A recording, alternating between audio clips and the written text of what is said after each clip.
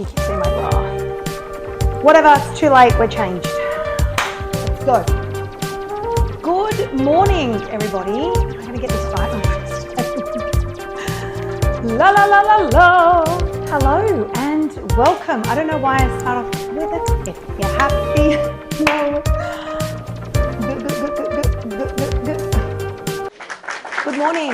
Welcome back, everybody. My name is Marilyn Rossano, and today we are going to be making a recipe from my latest ebook that I printed off at Officeworks.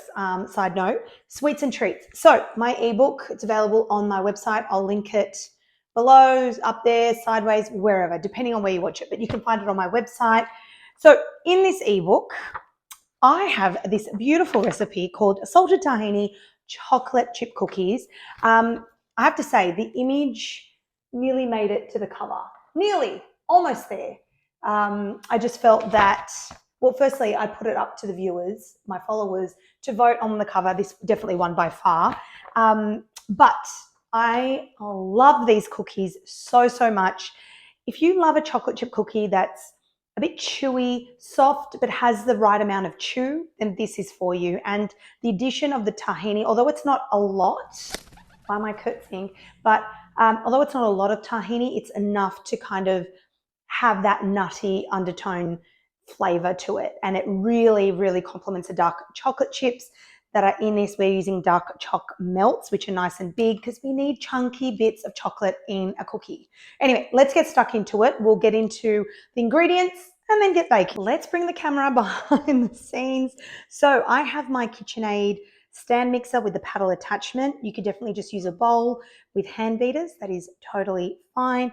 Unsalted butter, dark brown sugar. You could use light, but I definitely recommend using dark brown in this recipe. We have 3 eggs, plain flour, tahini, dark choc melts. I like to use melts. They're bigger than a choc chip. Otherwise, you could definitely just use chocolate chips. Ground cinnamon. We have some baking powder, salt, and some vanilla bean paste. I get my vanilla bean paste from Costco just because look at the value for money. I think this is, it's gone up in price, but last time I checked, it was like, I'm going to say $12 to $15. It's probably a lot more than that now with inflation, but it's a lot more cheaper and value for money opposing to supermarket stuff. So let's get baking. Let's take our tahini and a seat and let's just talk about it for one red hot second. So this is commonly the brand that I use. I just find it from international stores or fruit shops near me. There are some other brands that you could definitely get tahini from, you know, your local supermarket. It's not sponsored at all, mind you. But what is tahini? It is ground toasted sesame seeds, basically sesame seed butter.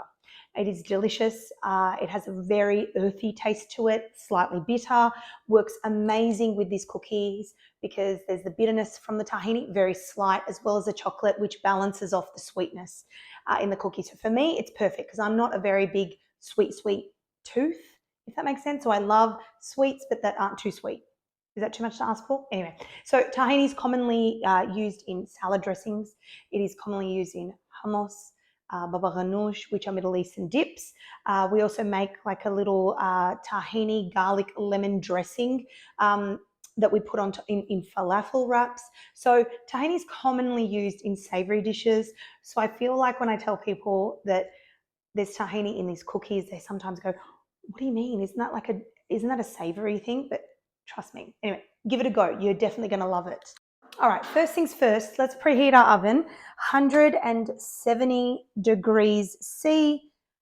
Mine's fan force. I don't have this bougie oven that has fan and non-fan. I'm just using, so everything, all my recipes are fan force. Next things next, let's just put our butter and our dark brown sugar into the stand mixer as such. And we are going to beat these on medium speed for about a minute. Not too much, don't overbeat, don't underbeat. It's about a minute. Make sure that your butter is softened. We want this to be fluffy. And then we're going to add in the next ingredient. Next things next, we are going to add in our vanilla bean paste. Now, I'm not overly measuring because it's vanilla bean paste. I generally don't. And we are going to add in our tahini. So I will drizzle, and it's not a lot in this recipe. Bear in mind, sometimes the tahini can be a little bit thicker if you're getting towards the end of the jar. Then what I'm going to do is I'm going to add in 1 egg at a time. So I'll beat this just for a little bit, few seconds, add in an egg, beat it for a few seconds, add in another egg, beat it for a few seconds. I don't add in all my eggs at one time. So let's get. So I'm going to show you a little bit of a tip. I'm sure that you guys have seen this. Now, I remember learning this tip from watching Martha Stewart when I was very, very young, and I thought it was genius. Shared it with my friends. They thought it was genius. So it was before social media time, okay? Like before TikTok, social media. Anyway, so I just put my flour in a bowl, and to sift it, I just use a whisk. Now, I'm sure there's going to be someone that watches this and goes, oh, that's genius. And someone else that watches it and goes, yeah, that's not new. So what I'm going to do is I'm going to add in my ground cinnamon as well as baking powder and salt. I'm going to sift it together. Then I'm going to add this in gradually to the mixer. I love this little KitchenAid attachment. It's like a little lid that goes on top of the bowl. So as you're adding in your flour, it doesn't poof in your face. Is that the best description? Totally not sponsored, but you know, KitchenAid. So you want to make sure that you do not overbeat your flour into the mixture because we do not want stiff and firm and hard cookies.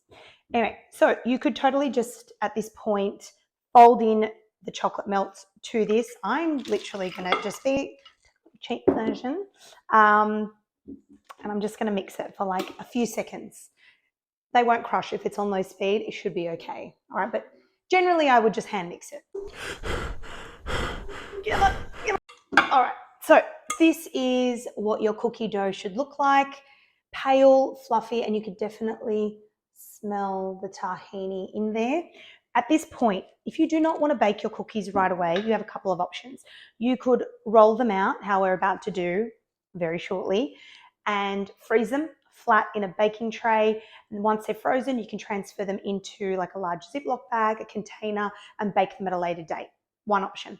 Second option, which I do, is I transfer the dough into a large plastic Ziploc bag. I freeze the whole dough like flat in there. Then later I take it out, defrost it, roll them and bake them.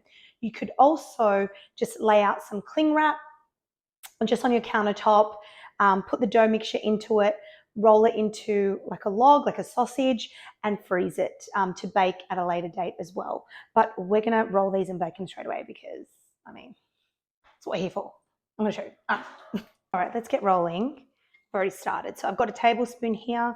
I'm going to roll these cookie balls in. I'm going to use 2 tablespoons of mixture, roll them into balls, and I'm going to put 4 to 5 or 6 in a baking tray. It's a large rectangle baking tray, so 6 will be fine. So my tip when it comes to baking these is I'll bake these for a few minutes, take them out of the oven, tap the baking tray on the countertop a couple of times and bake them again in the oven. That will ensure that the cookie will flatten out and expand rather than be like a thick dome. All right, these have baked for 5 minutes. So I've just taken them out of the oven. I'm going to tap the tray. In the camera. Sorry, that's really, really annoying. Just tap it a few times, just like that. I'm going to put them back in the oven and they're going to expand flat. Let's have a little peek. Oh, you can see me more than the cookies. Look at that. Okay, let's have a look.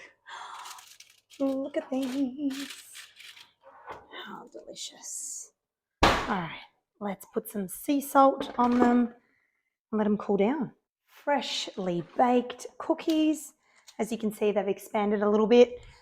You can use a little scone sort of cutter to just gently even them out. I don't mind cookies that are a little bit wonky. I find them a little bit more rustic. Anyway, so once you've done that, sea salt immediately. This, look, if you like a combination of, you know, the chocolate and the salt, add it at this stage. It's very, very important. We're going to leave these to cool down on the tray for 20 minutes and then we'll transfer them to a wire rack to completely cool down. The hardest part is probably having to wait for these to cool down. So they have cooled down for 20 minutes in the tray. I'm going to come close to you guys. Let me come closer. Look, perfect cookie.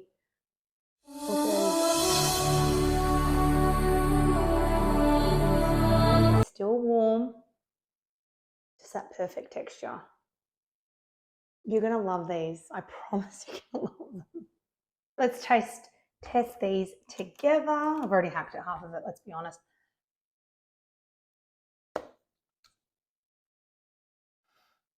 It tastes even better when you haven't had lunch. So if you like a soft and chewy cookie, these are for you. And if you love a cookie that's sweet but not too sweet, then these are for you. You can definitely taste the tahini in there. It's subtle, but adds that beautiful earthiness to it. Complements a dark chocolate, which also adds bitterness. And then you have the salt as well. So it just balances. It's just one of those perfect cookies. Okay, if you want to get your hands on this recipe and bake them yourself, super duper easy. You can grab my ebook. It's available on my website, Sweets and Treats. I have just printed it off at a local printer shop. You're going to love them. I cannot wait to hear your feedback on them. Leave a comment below. Let me know if you've made them. Subscribe to this channel, and I will be back next week making something else from one of my cookbooks or ebooks, which are all available on my website. So subscribe, like, comment, share, all the rest. Anyway, I'll be back. Bye. Someone please get these from me before I eat them all.